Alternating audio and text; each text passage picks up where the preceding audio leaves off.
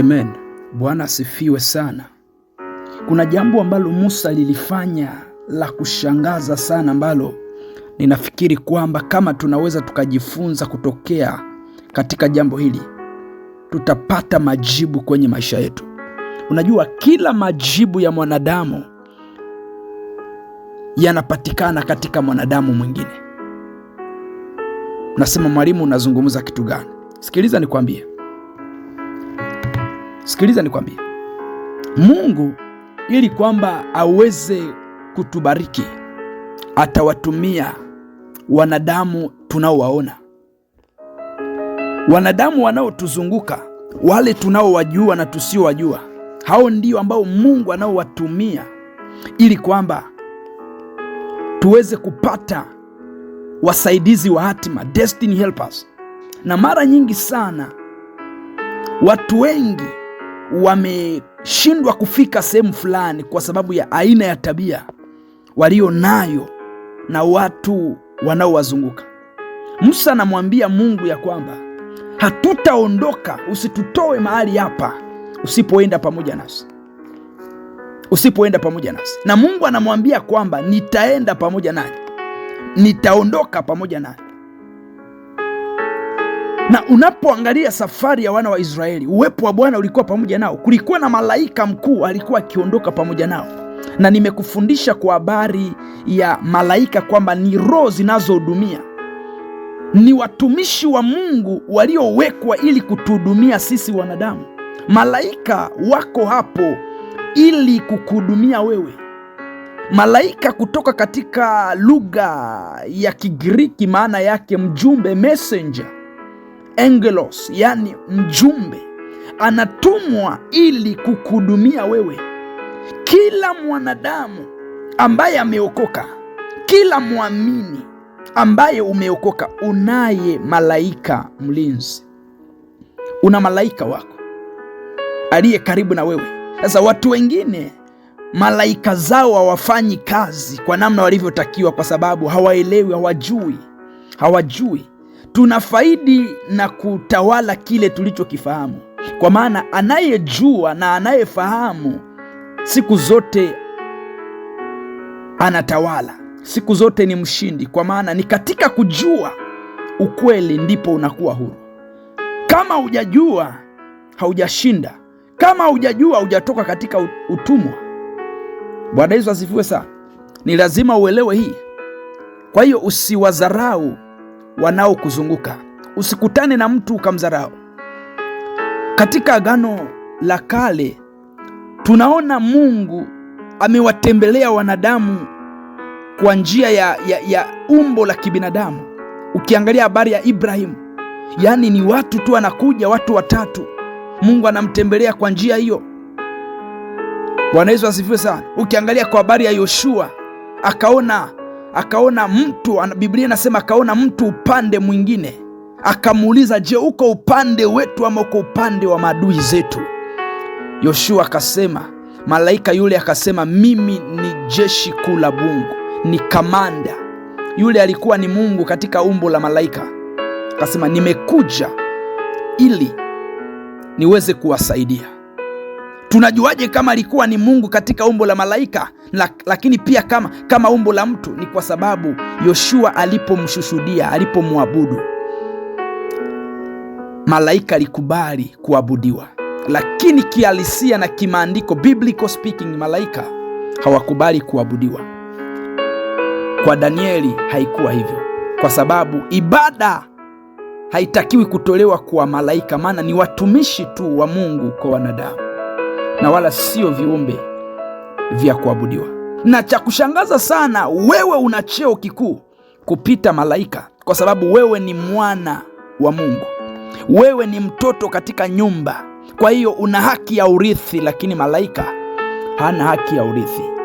Watu tunaowazunguka wengine ni malaika kwenye maisha yako, ni wajumbe, wamebeba vitu ambavyo vitakusaidia kesho, wamebeba neema ya Mungu ya kukuvusha. Nimekufundisha kwa habari ya destiny helper. Kwa hiyo utakiwi kuchukulia kila mtu poa. Build in yourself. Bwana Yesu asifiwe sana. Hii ni huduma ya maarifa na maombi. Mimi naitwa Mwalimu Joseph Lwamwe, na nataka nikwambie kwamba kuna kitu ambacho Bwana anaenda kukifanya kwenye maisha yetu katika wiki hii, na ndio maana Bwana ametupa kibali kutupokee ili somo kwa wakati. Sikiliza, ili mtu aweze kukusaidia ni sharti moyo wake uamshwe. Ni lazima kuwe na nguvu ya kiungu inayotenda kazi. Bwana Yesu asifiwe sana. Lazima kuwe na kitu kinachomsukuma. Lazima kuwe na kitu ambacho kimetoka ndani ya mtu huyo. Watu hawakusaidii just because wanataka. Watu hawakusaidii kwa sababu wametaka tu. Hapana, kwenye ulimwengu huu huruma haipo tena. Watu hawakusaidii kwa sababu wamekusikilia huruma. Sikiliza nikwambie, watu wanakusaidia kwa sababu kuna kitu Mungu amefanya na mioyo yao. Kwa hiyo watu wengi sana tunashughulika na vitu, tunashughulika na watu. Sikiliza, usiwe na muda sana wa kushughulika na vitu, usiwe na muda sana wa kushughulika na watu. Kwanza shughulika na wewe, mahusiano yako na Mungu. Mungu ni Mungu wa watu na Mungu pia ni Mungu wa vitu. Kwa nini kukimbizana na vitu? Ama kwa nini kukimbizana na watu? Kimbizana kwanza na Mungu. Ukimpata Mungu umepata vitu. Ukimpata Mungu umepata watu. Bwana Yesu asifiwe sana. Wapendwa, Mungu anaweza akapanda kitu kwenye moyo wa mtu kwa ajili yako bila wewe kufahamu. Mungu anaweza akaweka mzigo ndani ya moyo wa mtu mwingine kwa ajili yako. Yaani mtu, sikiliza ni kwa, labda hujanielewa, labda hujaelewa. Roho Mtakatifu akusaidie sana uweze kuelewa hili kwa upana. Yaani mtu akijikuta anaanza kukuzingatia, yaani akajikuta tu mtu anaanza kukuzingatia, ujue kwamba amevutwa kwako. Yaani anaanza kukujali. Kuna upendo wa kiungu, kuna upendo wa agape, kuna hali fulani inamvuta ili kwamba akusaidie, na sio msaada wa shilingi 2, hapana. Sio msaada wa dola 1, ni msaada wa kimaisha ambao utabadilisha maisha yako kwa ujumla. Kwa ujumla. Bwana Yesu asifiwe sana. Yaani mtu anaanza kukuzingatia ni kwa sababu amevutwa. Anakuwa na mzigo ndani ya moyo wake ambao aelewi huo mzigo umekujaje. Yaani wanajikuta tu kwamba wanavutwa, kuna mvuto, kuna kibali, kuna nguvu fulani imewavuta mpaka kwenye maisha yako. Naomba nikuonyeshe hiki kitu kwenye Biblia. Nikuonyeshe hiki kitu kwenye Biblia, kitabu cha Ezra sura yake ya 1, mstari wake wa 1. Usikie namna ambavyo Biblia inasema hivi: ikawa katika mwaka wa 1 wa Koreshi mfalme wa Uajemi, ili kwamba neno la Bwana alilosema kwa kinywa cha nabii, neno la Bwana alilosema kwa kinywa cha nani? Cha nabii Yeremia, lipate kutimizwa. Kuna neno Bwana amesema, kuna kitu Mungu amezungumza na maisha yangu, kuna mambo Bwana ametabiri juu yangu, kuna vitu Bwana amesema juu yangu, kuna mambo Bwana amekupangia huko mbeleni, kuna biashara, kuna ndoa, kuna kazi, kuna mambo Bwana ameweka mbele yetu. Sasa ili kwamba hilo neno litimie, alilosema kupitia mtumishi, kupitia madhabahu, kupitia neno wakati unasoma, kupitia sauti ulioisikia wakati unaomba, ili kwamba hilo neno litimie, Biblia inasema Bwana akamwamsha roho yake Koreshi mfalme wa Uajemi. Bwana akaamsha roho ya nani? Ya Koreshi, ili kwamba neno nabii Yeremia alilolitabiri liweze kutimia. Kuna roho ya mtu fulani iliamshwa. Maana yake hii, kama moyo wa mtu haujaamka, sikiliza,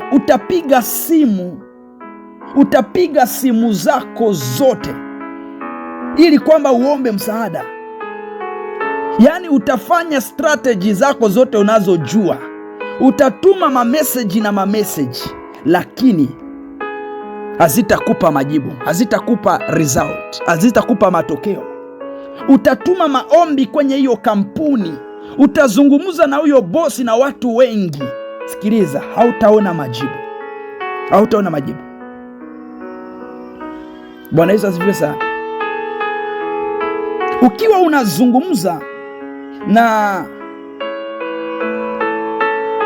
unazungumza na mtu, iwe ni kwenye ofisi, iwe ni kwenye eneo fulani, unahitaji akutendee jambo fulani, yani utaona ni kama anakuelewa, yani anatingiza kichwa na kusikiliza. Okay, unaomba msaada. Kuna mtu ninaongea sasa hivi, na kuna watu ambao wanakuzunguka walitakiwa wakusaidie kwenye maisha yako. Ukiangalia aina ya ndugu, aina ya marafiki wanaokuzunguka, unasema kwa nini hawanisaidii? Wana kila kitu cha kukusaidia na kukupush kwenye maisha yako na mambo yako yakabadilika, lakini hakuna kinachoendelea. Sikiliza nikwambie, labda hujaelewa vizuri. Kama mioyo ya watu haijaamshwa, kama Mungu hajaamsha moyo wa mtu, jitihada zako haziwezi kuzaa matunda. Kama Mungu hajaamsha moyo wa huyo jamaa, moyo wa huyo tajiri, moyo wa huyo mpendwa, huyo ndugu, huyo mtu, huyo mheshimiwa, kama Mungu hajaamsha moyo wake, ma up and down zako, kupanda na kushuka kwako, hakutazaa matunda. Bwana Yesu asifiwe sana. Moyo wa mtu ukiamshwa na Mungu, hauhitaji kutumia nguvu nyingi sana. Hebu angalia, nikupe mwingine mfano kwenye Biblia. Hebu angalia kitabu cha Yeremia, kitabu cha Nehemia. Hebu angalia kitabu cha Nehemia. Kuna jambo linaendelea kwenye nchi yao ya Israeli. Israeli imebomolewa na kuta zimewashwa moto, zimeangushwa chini. Sasa Nehemia hiki kitu kinamuuma sana, na anaangalia hali ya kwao, anasema hali ni mbaya, nitafanyaje? Ana msukumo mkubwa kwamba ili aende kujenga hizo kuta za Yerusalemu zilizobomoka, lakini hana option, hana msaada, hana kipato, hana watu, hana vyombo vya ujenzi, yani hana kitu chochote kile kinachohusiana na ujenzi. Lakini sikiliza. Sasa Nehemia alitaka kuongea na mfalme wa Uajemi, alitaka kuongea naye, lakini alichokifanya Nehemia, tujifunze hapo. Nehemia alikaa kwanza kwenye maombi. Biblia inasema kwamba Nehemia alifunga. Ukisoma Nehemia sura ya 1, sura ya 2 na sura ya 3 utaelewa. Nehemia hakwenda kwanza kuzungumza na mfalme. Alichokifanya kwanza, Nehemia alizungumza kwanza na Mungu. Biblia inasema kwamba aliingia katika maombi ya mfungo, kuzungumza kwanza na Mungu. Akaanza kuomba kwanza, akaanza kuzungumza kwanza na Bwana. Sikiliza, usifanye maamuzi yoyote ile kwa haraka kabla hujaomba, hujafunga. Usifungue biashara, usianzishe mradi, project yoyote. Usiende kuomba kazi kabla haujazungumza na Mungu. Usiende kuongea na mtu ambao unahitaji msaada wao kabla haujaongea na Mungu kuhusu swala hilo ama kuhusiana na jambo hilo. Hapana kwenda kuongea na mtu kabla hujaongea na Mungu. Ongea na Mungu kwanza kabla uende kuongea na hao watu, kabla uende kuongea na huyo mtu. Ongea na Mungu kwanza. Listen to me, speak to God first. Kuna wakati unajua kabisa kama nitavuka kwenye hili, yani kwenye maisha haya unajua kabisa kama fulani asiponisaidia hapa nitakwisha. Yani kama mimi nivuke katika hili, kwenye jambo hili, ninamhitaji fulani, ninahitaji mtu fulani aweze kunishika mkono. Kuna wakati unafahamu kabisa, unajua ni lazima fulani anishike mkono. Asiponishika mkono, haya mambo hayataenda vizuri, maisha yangu yani yatakuwa kama yaeleweki. Sasa alafu unaamua unamwendea huyo mtu, unamwendea huyo bosi, unamwendea huyo mkuu, huyo mheshimiwa, ukiwa unajua hauna option nyingine, na unamwendea bila maombi. No, hapana, usifanye hivyo, usifanye hivyo. Paulo anasema kwamba nimefunguliwa mlango mkuu mwenye kufaa sana, lakini wako wanipingao. Mungu hufanya kazi na watu, lakini pia shetani hufanya kazi na watu. Hapana kumwendea huyo mtu bila maombi. Omba kwanza. Kuna hekima tumeiandika ambayo inasema usikurupuke tu, bali muulize kwanza Mungu. Before you talk to people, make sure you talk to God. Before you talk to people, let God talk to them first. Yaani kabla hujazungumza na watu, acha kwanza Mungu azungumze nao watu. Biblia inasema kwamba Mungu anafahamu yote, Mungu anajua yote, Mungu yuko juu ya yote, Mungu ni Mungu wa roho zote. Mungu anaweza kuzungumza na watu kwa niaba yako bila wewe kujua. Ukapigiwa tu simu, fulani naomba uchukue hiki, fulani naomba uje, kuna jambo naomba nikushirikishe, na ghafla maisha yako yanabadilika. Yaani ghafla unapewa contract, unapewa dili, unapewa kazi, unapewa mshahara, unapewa mtaji fulani hivi, unapewa ajira fulani hivi ambayo haijawahi tokea, na maisha yako yanabadilika, uchumi wako unabadilika, na maisha yako yanabadilika, ndoa yako inabadilika, watoto wako wanabadilishwa, kwa sababu kuna mtu ambaye alizungumza na Mungu kwanza, na Mungu akaenda kuzungumza na watu kwa niaba yake. Mungu anaweza kuzungumza na watu kwa niaba yako. Ukitaka msaada kwa watu, hasa ukitaka msaada kwa watu wakuu, watu ambao wana vyeo vyao, wana fedha zao, Bwana amewabariki, Mungu amewaneemisha kwenye maisha haya ya uchumi. Ukitaka msaada kwa watu wakuu, uwaendei kwa maneno mazuri tu. Usiwaendei kwa maneno mazuri tu, kwa sababu sio wewe tu unayehitaji msaada. Watu wengi sana wanahitaji msaada. Ni watu wengi sana wanahitaji msaada kutoka kwa huyo mtu, kutoka kwa watu wa aina hiyo. Ni watu wengi sana wanahitaji msaada. So usifikiri ni wewe tu. Nehemia aliomba kwanza, na Biblia inasema kwamba wakati Nehemia aliomba, baada ya Nehemia kuomba, lile jambo liliendelea kukaa moyoni mwake. Wakati aliomba, ni mfalme sasa ndiye alimwangalia, akasema huyu mtu mbona ni kama kuna kitu hakipo sawa kwake, hebu acha nimsaidie, acha nizungumze naye. Biblia inasema mfalme ndiye alianza kumwambia. Wakati mfalme alimwambia Nehemia akifanya kazi katika ikulu pale, mfalme akamwambia Nehemia, mbona naona kama kuna kitu hakipo sawa kwako? What is happening? What is troubling you? Ni kitu gani kinaendelea? Niambie, talk to me. Mfalme anamuuliza kwa ukarimu, kwa sababu Nehemia alianza kwanza kuongea na Mungu. Mimi sitaki kwanza watu wanikubali, lakini kwanza Mungu anikubali. Sikiliza, kuna nyakati na kuna level ambazo ukikubaliwa na Mungu, kwa sababu Mungu ni Mungu wa watu, kwa sababu Mungu ni Mungu aliye juu ya roho zote, watu watakubali, watu watakukubali tu, watu watakukubali. Ni mfalme ndiye alimuita sasa Nehemia, akamwambia, akamuuliza, ni kitu gani kinaendelea? Ni kitu gani hakipo sawa kwako? Ni kitu gani? Ndipo Nehemia akaanza kumweleza. Biblia inasema kwamba Nehemia akapata kibali, favor mbele ya mfalme na watu wengi sana. Mfalme akamwambia, nenda na hao, chukua vyombo, sijui. Nehemia akapata kibali.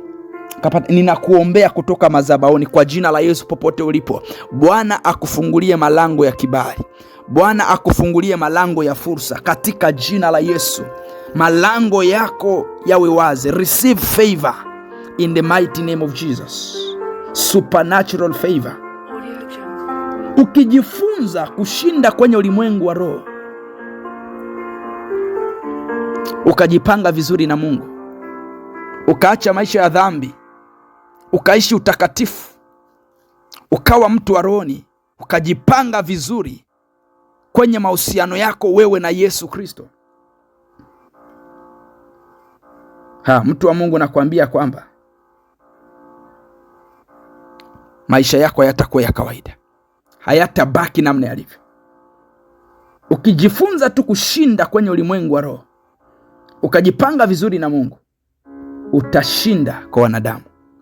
Nje ya hapo utapuuziwa na watu, na wale ambao hawakutakiwa kukucheka, na wale ambao walitakiwa kukukaribisha watakupiga teke, na wengine ambao walitakiwa kusikiliza lakini hawakusikilizi kwa namna ambayo ilitakiwa kukusaidia.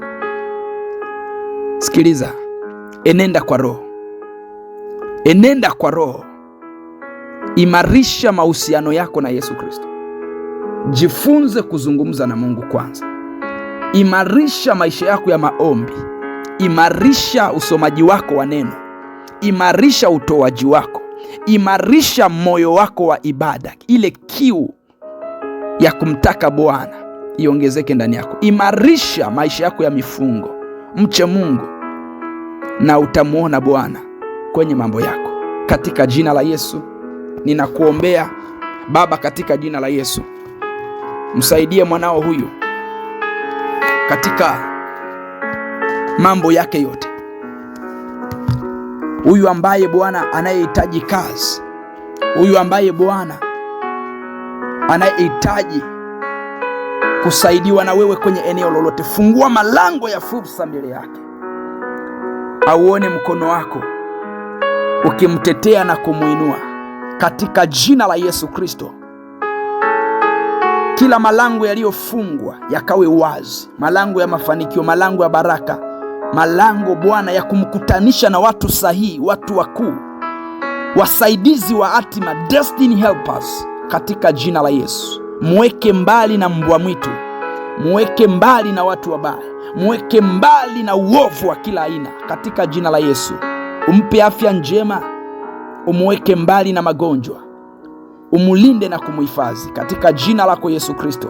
Ninakushukuru Bwana. Amen.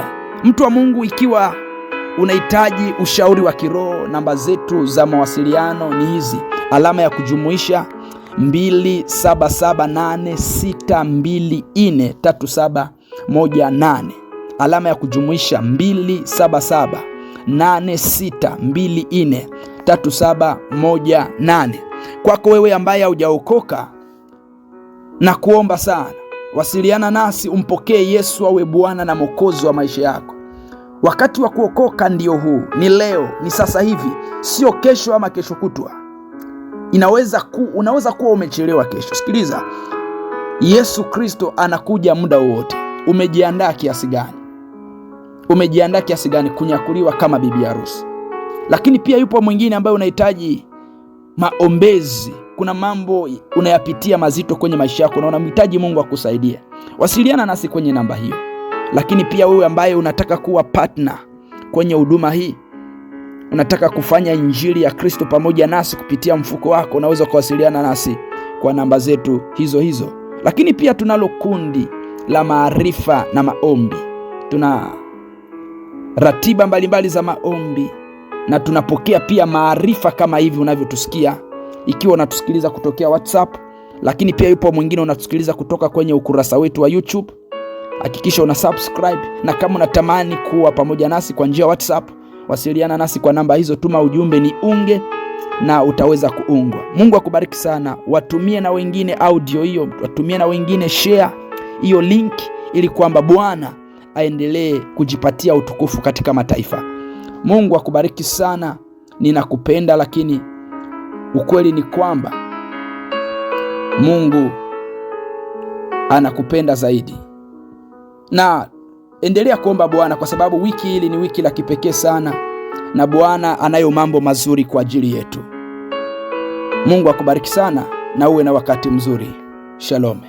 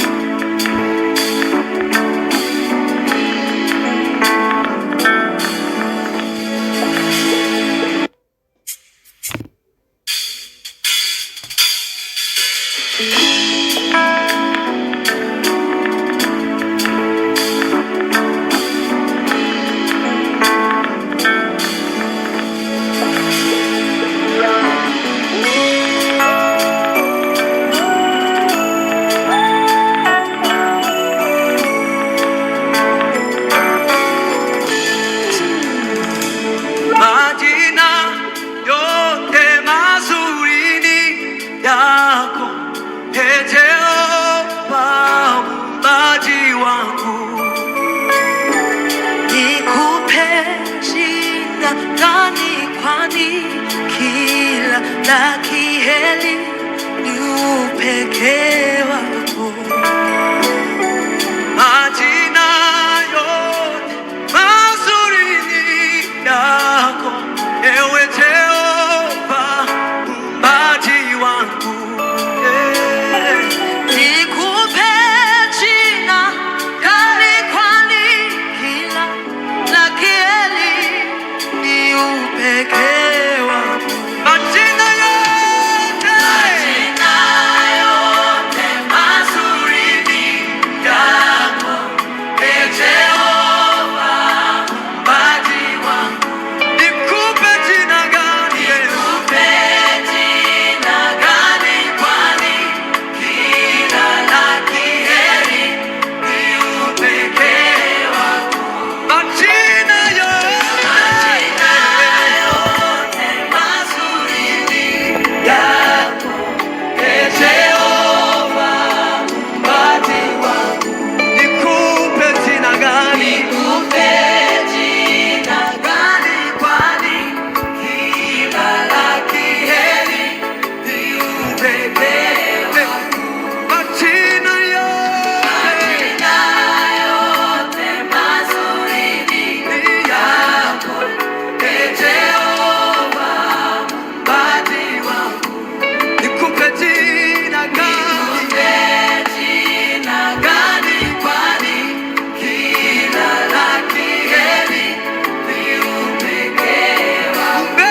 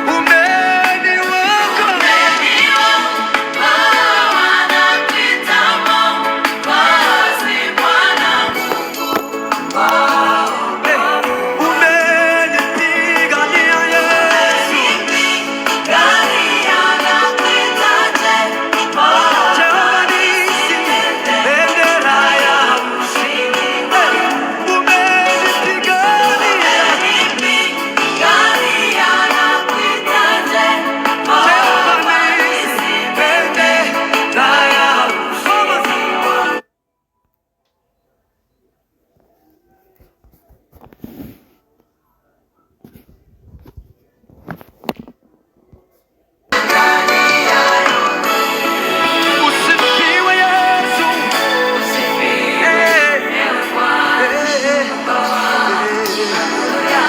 Wako wewe ndiye mchungaji wangu, tena kiongozi wa maisha yangu. Wanitazama kama jicho lako. Usifiwe Yesu. Ewe Bwana, wema wako wanijaza moyo.